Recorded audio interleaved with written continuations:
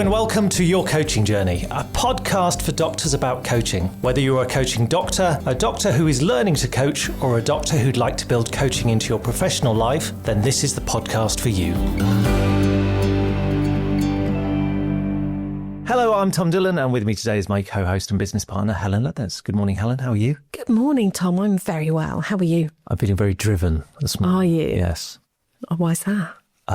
Just the mood that I'm in. Okay. What are we talking about today? Today, we're going to be talking about drivers. Hence being driven. Hence being driven. All the clues were there. So a little bit of time talking about Lewis Hamilton, a bit on Max Verstappen, Damien Hill. No. James Hunt. Seriously, what are we talking about? No, we are talking about drivers. But the drivers that drive our behaviour without us necessarily knowing. So I'm going to be sharing my thoughts on why they exist, what we might do when they show up in the coaching room. So, yeah, and you'll recognise them as we start to talk about them. Even if people don't know what drivers are, they will recognise some of the terminology. So it's those patterns or sequences of behaviour that we're just driven to repeat, and as a way of organising our lives. Okay. So in having these drivers, we won't necessarily understand why we behave in the way that we do, and the impact it's having on others, but we'll do it anyway. So it's an unconscious thing that we're doing. But the drivers, they do have some benefits, some pitfalls. So being aware of them personally, but also as a coach, is really useful. Sounds good. So what are the drivers that we're talking about? There are 5. Okay. I'll talk about the theory in a little while, but we'll just touch on the drivers. So we have be strong as a driver. So that hurry up, please others, be perfect, and try hard. Okay, yes, I think we can start to recognise some of those already. You know, we've done an episode on perfectionism. That be perfect driver would be behind that. Yeah, and pleasing others. Pleasing others, yeah, people pleasers. Yeah. Okay. So, and I find that they do come up a lot in my coaching. And as you've just said, most commonly in the form of perfectionism and people pleasing, but also some clients that maybe are referred to me by their organisations are demonstrating the dark side of the be strong driver. Okay. And maybe people suffering from burnout. I kind of noticed that they have several of these drivers going on. And those with the hurry up driver maybe struggle a little bit when things have slowed down, and they're being asked to slow the pace down and think more. They're used to being driven to hurry up. I've never thought about it like that. Yeah. That's really interesting, isn't it? Because I don't know that I have the hurry up driver. No, I think you do. No, thanks. I'm going to take that as a slight... No. I don't think I do. Well, no, I don't think I do. No. And I think it's one of the weak... In terms of the theory, and we'll discuss the theory, I think it's one of the weaker parts of the theory. Okay. Because I think certainly in Western society, so UK, Europe, the States, I would say everyone has that as a message from their parents growing up. Hurry up. Come on. That's really interesting, because when I was in Japan, I was with a friend who worked there, and her colleagues were saying, gosh, she walks so fast. And they were Japanese colleagues, and everywhere, everyone walked at a really relaxed pace. Yeah.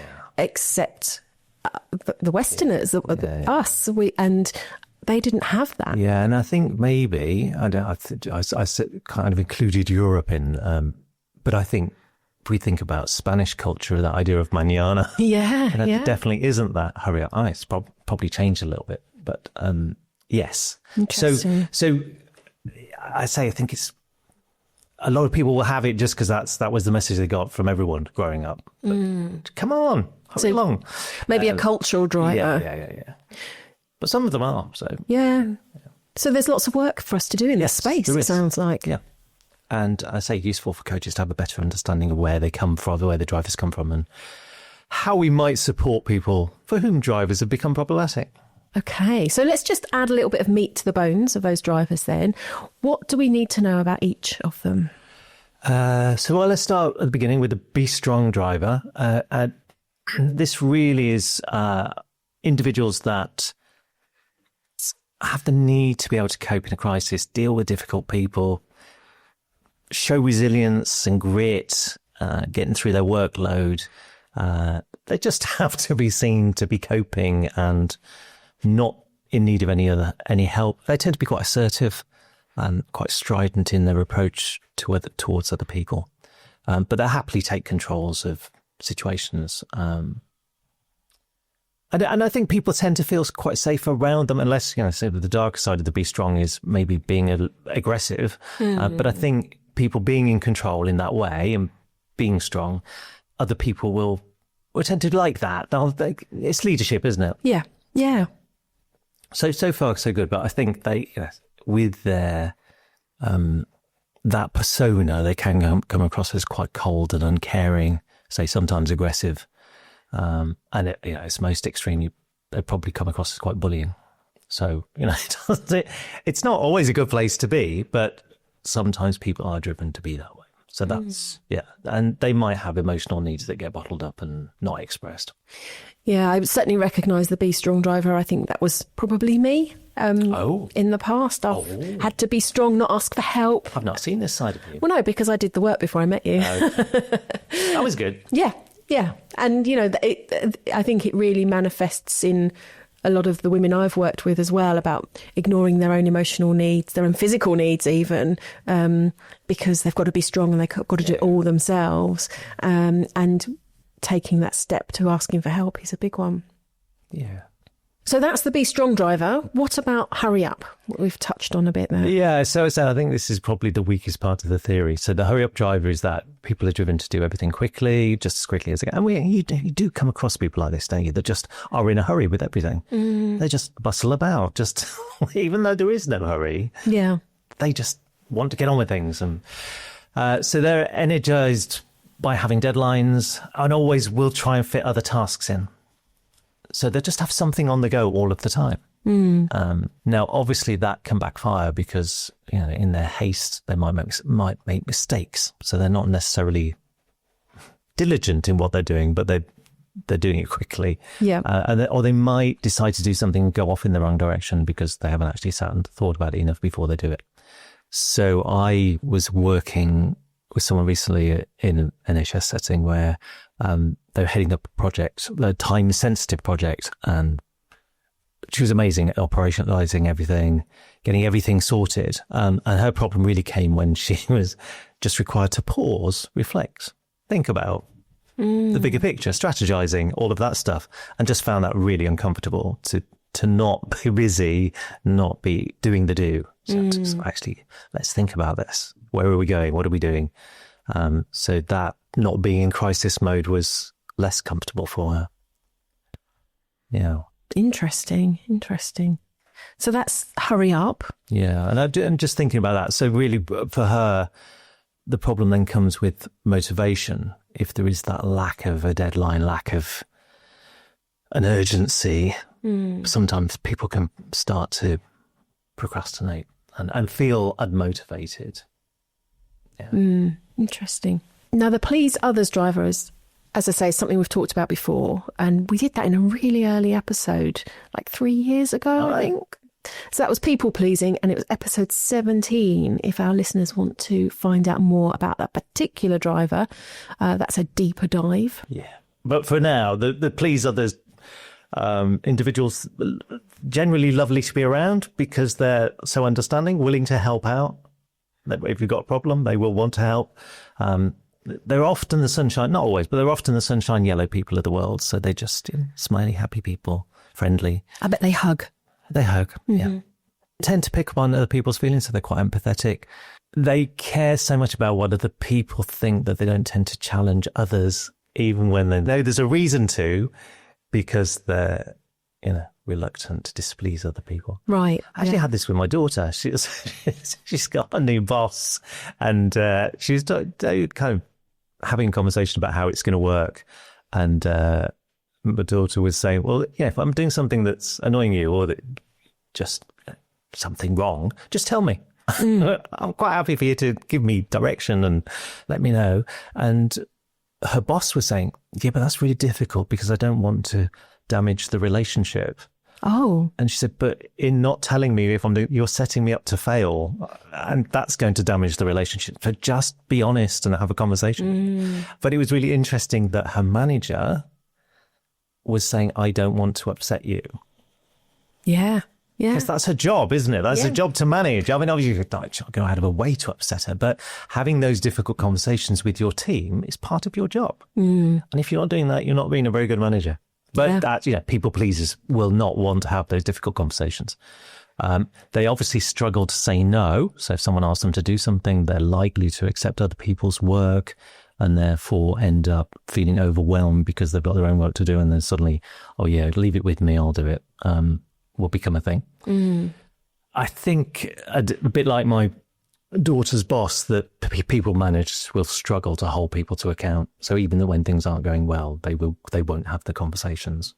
Yeah, and I've actually done some work with a managing director where he just there were no consequences for the people in his organization. So they were messing up big time.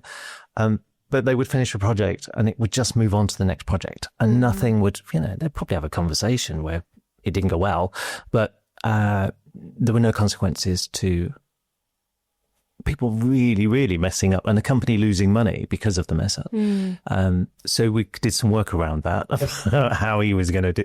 And he did end up letting someone go, which was not so good for the person he let go. But it needed to happen. That was a natural consequence of what was going on. But it was obviously a big change for him to be able to have that conversation and tell someone they were no longer needed. Big change. But it sounds like there could be a bit of a crossover with that and sort of boundaries work as well. Definitely. In that area. Excellent. So moving on to another driver that we've talked about before, the Be Perfect driver, otherwise known as perfectionism. We talked about that in episode 91. Yeah, so the Be Perfect people, they're driven to do the right things first, but also do them perfectly. So this isn't us, is it? No. They aim for perfection in everything and set really high standards. I think we set high standards. We set high standards, yeah. I think, and we have standards that we won't compromise on. Yep. So one of the things that we do on our course, we only have 9 people on our course. So that we know that works. And I tinkered around with it at the beginning and had different numbers, but I know 9 is the optimal number for us on our course. So we don't change it. Yeah. And we could make more money. We could sell more places on our course. It's always fully subscribed early. So we could sell more places, but we know that works. So there are things but when it comes to dotting the I's, crossing the T's, that's not us. You might find the odd spelling mistake on our emails. We'll definitely find the odd spelling mistake. And sometimes a sentence will just end midway through. I found one the other day on some of our course stuff. Oh. I just thought, that makes no sense. Why has no one ever told me that? People pleasers. 450 people go through this course. No one has ever mentioned that sentence just ends in the middle. Maybe they're not reading it. No, I think they're people pleasers. Maybe. So obviously a major strength for perfectionists is that they tend to have a reputation for producing accurate and exceptional work. Yes. They will be seen as someone. They'll spot our typos. But for their own work, they will be seen as excellent in their role.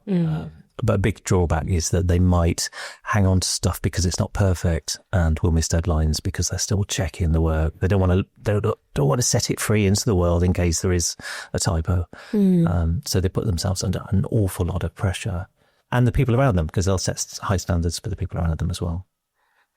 So I was working with someone in the education sector who during COVID had to take her work online, and she was known for her excellence in her teaching, and suddenly faced with 3 months to get everything online. And there was an awful lot to get online. And it just wasn't possible for it to be perfect. It couldn't be at the exceptional standard that she wanted it to be, and was really beating herself up, like really struggling to cope with the stress of knowing that she didn't have time for it to be perfect. And she was a self-confessed perfectionist. So we did some work on that, trying to come back from that and, okay, what will it be like? On a scale of 1 to 10, where 10 is perfectionism and one is rubbish. Where will it be? And she said, it's probably going to be a 7. And it was about her acceptance of the fact it was going to be a 7 for now, for the 3 months' time. Yeah. But so, yeah. Some good work there. And really interesting. And I think we have one driver left to explore. Yes, the try-hard driver. So the try-hard people are driven to busy themselves. So slightly different to the hurry-up people. They want to show everyone they're busy and commit a lot of energy to trying hard. So they tend to talk about how tough things are, how difficult it is for them. They don't particularly like being criticised for not caring or being irresponsible or being accused of not trying. And they're perhaps judgmental of other people being irresponsible in their tasks and not trying hard. Tend not to like mundane, boring tasks, tend to get involved in new tasks, different tasks, stick their hand up to volunteer for things, and they'll perhaps keep working at something that should really have been finished off, but they'll keep working at it to be seen to be trying hard. So the downside of that for those try-hard people is they do tend to run off in multitudes of directions and have lots of things on the go because they want to be busy, but they often become bored with the detail. Again, this sounds like me. Yeah. Like in the past. Yeah. I'm much better now. So they'll have that initial excitement of a new task, but then they'll get bored because it's mundane. So they'll leave work undone. So they won't finish things off. They're not completer finishers. And they'll perhaps end up feeling guilty if they do take a break and maybe go home early. They're probably the last ones to go home because they want to be seen to be trying hard. It's that classic idea of someone putting their jacket on the back of the chair when they go home, so make it look as if they're still in the building, just to be seen to be trying hard. And they probably feel quite guilty. And I have a bit of this, and I know where it comes from, but I do sometimes, if I'd find it very difficult to take the afternoon off and watch a movie. Yeah. I would feel guilty about that. So there's something about just trying hard that is comfortable. Yeah, I totally understand that. Yeah. And I did have a director of a organisation I was working with who was finance director and had this going on for her. And not only was she the finance director, but she's also running IT, running HR, getting involved in sales, all sorts of different roles that weren't her roles, because she kept sticking out, I'll do that. And she wasn't being a great finance director. There were problems with her work, but she so focused on gathering all these tasks and being seen to be busy and like overworked. And she was on the verge of burnout when I came across her. And before we kind of brought all this to light. So there was, again, good work to do there in just recognising it seems to be going on for you. What is going on for you? Yeah, Okay, so thinking about the drivers then, it sounds like they're really useful to be aware of as a coach. And it sounds like there's some really interesting theory behind it. Where does that come from? Yeah, so they all originate in the world of transactional analysis, or TA. We'll call it TA for the rest of the episode. And the work of Taibish Kala, who was an American psychologist and TA writer. So he identified those common drivers. He was a psychoanalyst. So he recognised those drivers in 1975. Now, it's just his theory. It's an interpretation of the key elements of transactional analysis, but he was noticing the way that people show up and the reasons why they might show up in that way. But it is just a theory. So I don't, if people want to challenge the theory, I'm quite happy for the challenge. But I think it is a useful way to engage with people around the way that they're talking about themselves in a coaching room. So TA is definitely the origins of this. And we've talked generally about TA in the past in episode 30. Yes. If anyone wants to go back and have a listen to that. Yeah. So within TA, there's this theory that when you're born as a blank slate and you start to navigate the world you entered. And the way you navigate it sat in your unconscious. And so out of reach of your conscious memory. So we don't have any conscious awareness for the strategies we developed as children. So before the age of 5, we don't have much memory at all. And obviously not a lot for the next 10 years. I don't remember very much of my childhood, really. We remember episodes, don't we? And like snippets, little snapshots. But if we think about it, it's like 40,880 waking hours of us as children navigating the world before the age of 7. Wow. So there's an awful lot of material there to work with that we just don't remember. So we're obviously from the time that we're born, we're constantly navigating that space. Yeah, thinking about how we're not necessarily going to survive, but how we're going to navigate that space well. So obviously we're not in control of that space for, well, any of our childhood, are we? Someone else is controlling it. So as children, we have a relationship with our caregivers, and they make the rules. So that's quite difficult for us to navigate as children, but we learn how to do it. So we have like a template for adults and how they are. And then we learn our strategies of how we please them, maybe. So keep ourselves safe, but also for us to get what we want from the relationship as well. So by the age of 3, we're expert manipulators. I have a 4-year-old granddaughter who I'm quite good. I think as a granddad, I'm much better at not giving in to manipulation, but she still tries. She still tries.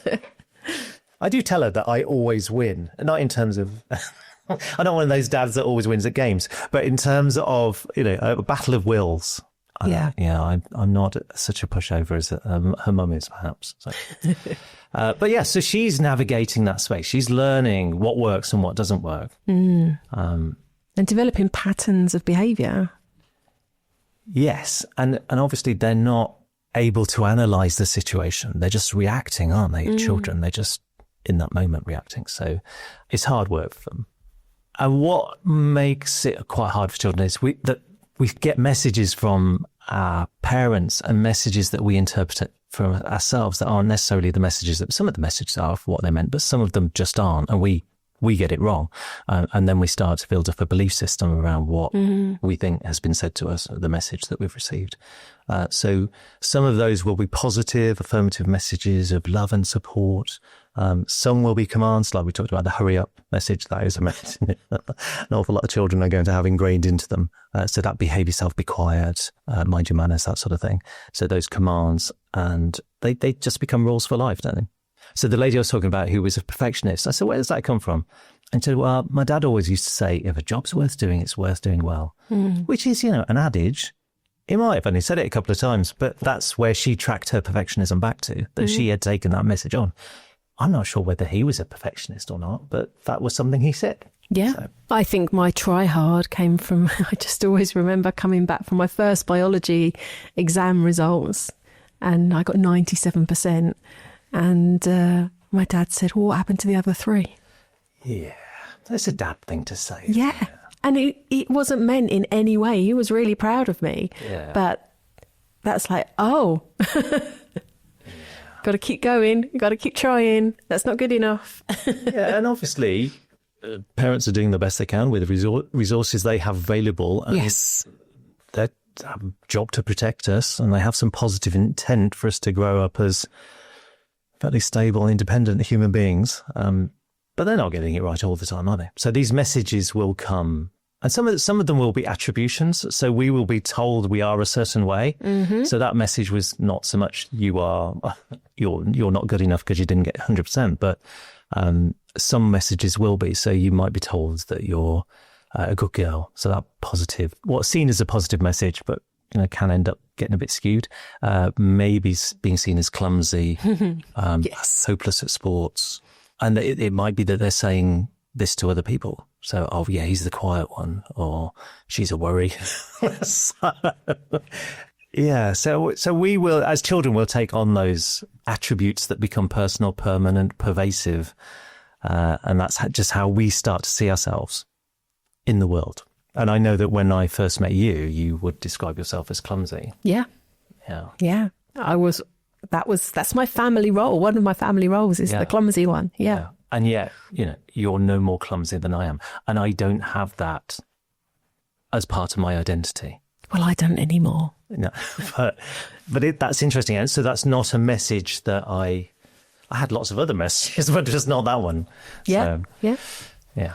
So other messages that we take on as children are injunctions. So these are restrictive messages, not spoken, but we take them on anyway. So it could be, don't be you is a message that you get. So I was quite quiet as a child. I like to read. I like to be inside. And my dad was very much action. Get outside. What are you doing inside? Go outside. And was, played rugby, was in the TA. I like to dance.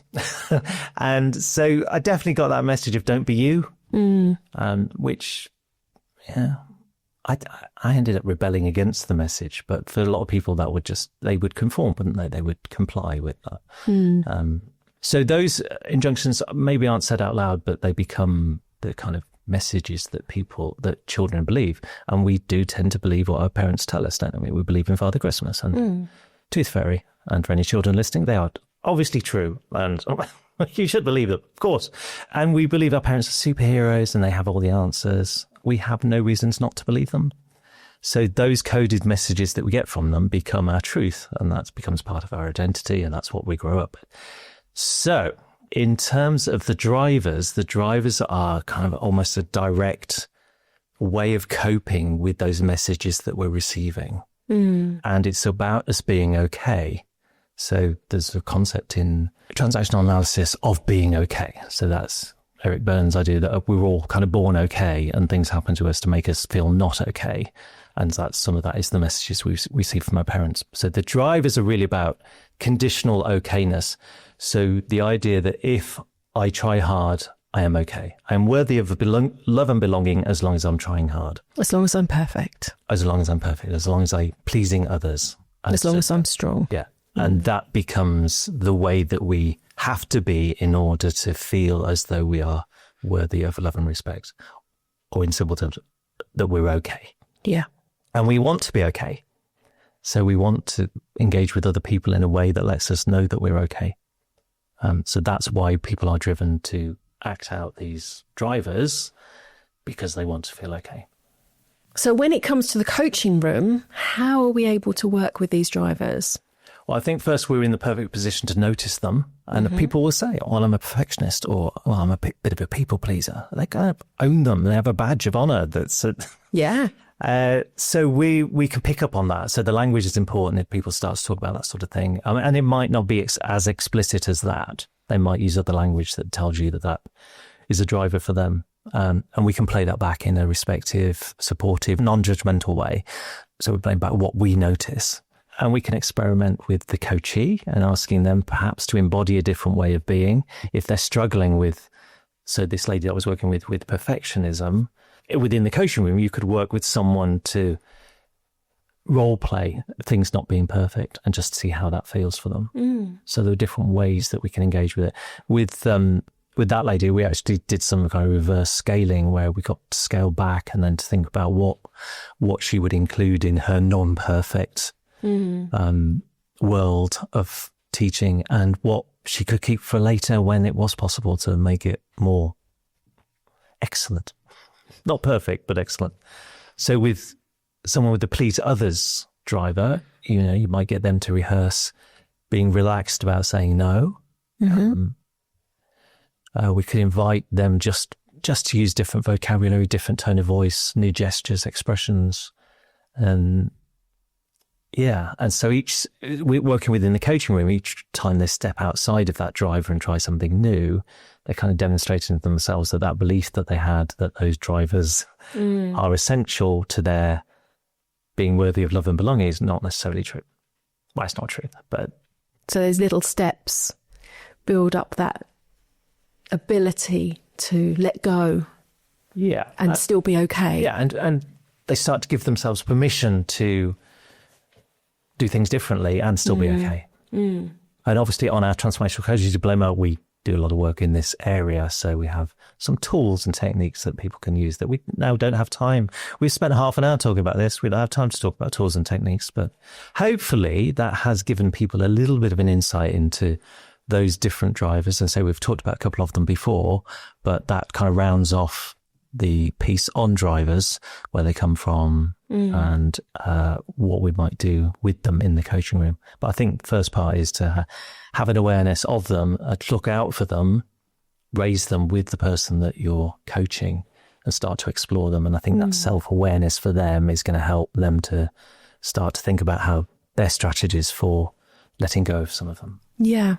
And we can put the links to the perfectionism and people pleasing episodes in the show notes. Yeah, and the TA one as well. Yeah, we'll do that. Yeah. Lovely. Thank you. Great conversation there. Thank you as ever, Tom. Next time on the podcast, we're going to be talking about something I see sometimes on social media posts from other coaches, where they post, every coach needs a coach. Oh. So we're going to discuss. Sounds like some sort of pyramid system for selling coaching. Maybe. But we're going to have a chat about that next time. Okay. Look forward to that. Bye for now. Bye for now.